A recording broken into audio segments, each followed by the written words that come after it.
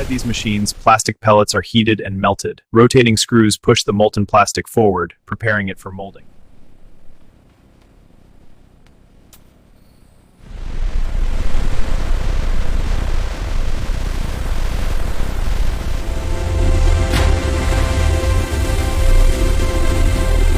Each chair is formed in a high-pressure mold to ensure strength and durability.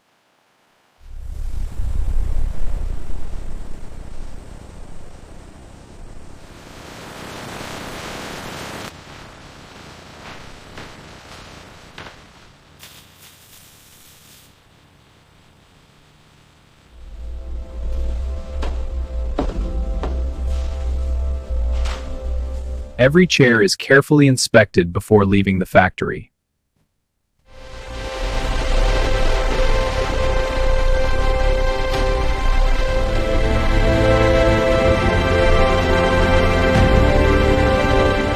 And that's how plastic chairs are made, from start to finish.